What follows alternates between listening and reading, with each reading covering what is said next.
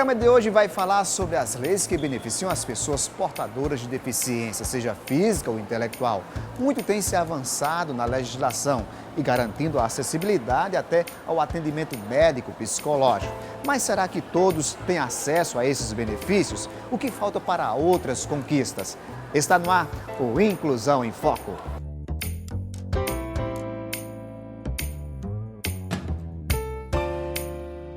Segundo o censo do IBGE de 2010, quase 1.046.000 paraibanos possuem algum tipo de deficiência. Na estatística, 27,7% da nossa população, o que coloca o nosso estado como terceiro do Brasil, atrás apenas do Rio Grande do Norte e Ceará, ambos com 27,8%. O IBGE, ao avaliar essa população, tem por base a CIF, que avalia a capacidade funcional da pessoa. Então, o IBGE ele faz por amostragem a pesquisa e ele pergunta em cada residência, ao abordar, se existe alguém que tenha alguma dificuldade, uma dificuldade média, ou uma pouca dificuldade ou grande dificuldade.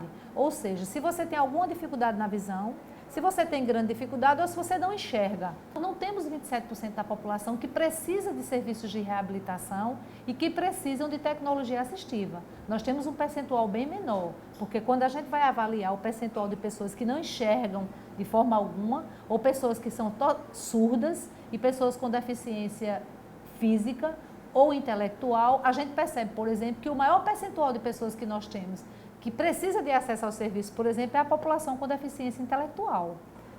Mas ela nos dá muito subsídio para que a gente possa organizar os serviços.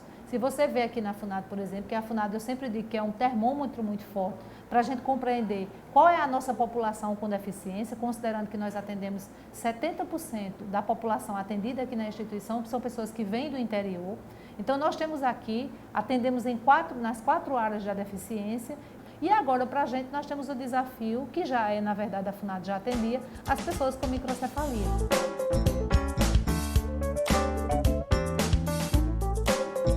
Diante disso, surgem 2 grandes necessidades. A primeira, o atendimento médico psicológico de forma bem acessível em toda a unidade de saúde do estado.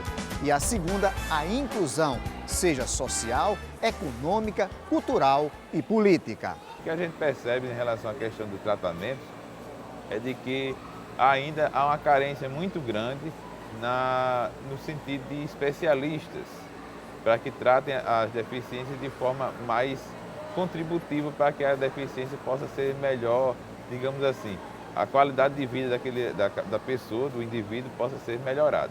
Quando se fala em inclusão, obrigatoriamente também tem que se falar de exclusão. E aí a gente para falar sobre questões de cunho atitudinais, que são características, que são circunstâncias que são tão importantes tanto quanto outras. Por quê? Porque se as barreiras atitudinais não são retiradas, certamente as barreiras físicas não serão retiradas. Se as barreiras atitudinais não são retiradas, com certeza as barreiras em relação às restrições à inclusão no mercado de trabalho, as oportunidades que devem ser abertas para que essas pessoas com deficiência possam desenvolver suas atividades não vão cair por terra. A gente encontra constantemente situações onde os empregadores afirmam de que as pessoas com deficiência têm dificuldade na questão de qualificação profissional. Em si, cabe um pouco de verdade nisso, mas também em si, essa afirmativa dos empresários e de diversas instituições também cabe uma certa falácia, cabe uma certa inverdade. Parece que, por vezes, quando se fala em falta de qualificação profissional, se joga nas costas do deficiente uma culpa que não é dada a ele, que não é merecida que seja conferida a ele, porque são elementos que independem da disposição e da vontade dele mesmo, enquanto pessoa com deficiência, e de seus familiares. É o poder público e o poder privado que devem prover essas questões.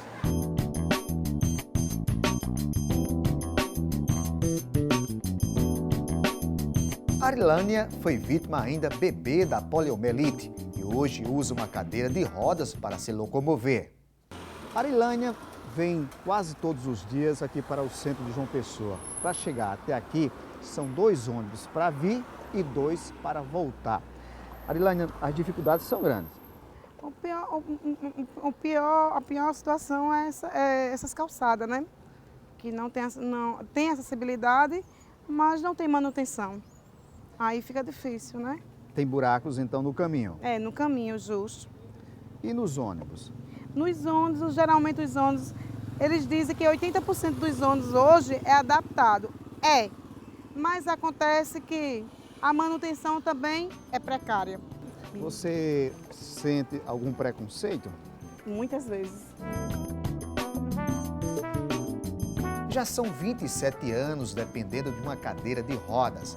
A deficiência veio depois que Genilson sofreu um acidente num banho de piscina. Após meu acidente, que foi com 19 anos, eu tinha que ver, ou tinha que enxergar, ou tem que viver um outro estilo de vida. Então eu tinha primeiro que me aceitar. Eu tinha primeiro que mostrar a meus pais que eu sou capaz de fazer qualquer uma outra coisa. E eles reconhecer que não adianta a gente passar a mão na cabeça, e sim nos colocar os desafios que eles passaram também. Então, um desafio todo mundo tem que passar, todo mundo tem que ter. Então, se a gente receber tudo de mão beijadas, nós não vamos dar valor. Então, nós temos que lutar pela coisa que é certa e é correta. E eu sempre venho dizendo à minha casa e digo que nós somos cobaia hoje para a sociedade. Porque o amanhã, o futuro, quando vocês tiverem 80, 90 anos, tudo vai estar acessível. Então isso foi decorrer com a luta, isso foi decorrer com a nossa guerra, a nossa batalha de tirar um pequeno obstáculo, uma pequena calçada, um pequeno detalhe de uma repartição, de uma empresa, de uma loja que a gente quer comprar uma calça, uma cueca, não tem vestuário. Então vamos ter que quebrar isso. Não nós, sim, a sociedade tem que acordar. Ela tem que ver que nós, poder de consumo é maior do que uma pessoa dita normal. Porque eu não vou só. Eu ando com pai, com mãe, com esposa, filho. Então, o nosso consumo é bem maior. Nós gastamos muito mais. Depois do intervalo, nós vamos falar do Estatuto da Pessoa com Deficiência e conhecer duas comissões permanentes da Assembleia Legislativa da Paraíba que trabalham na elaboração e fiscalização do cumprimento de leis voltadas aos deficientes. A gente volta em instantes.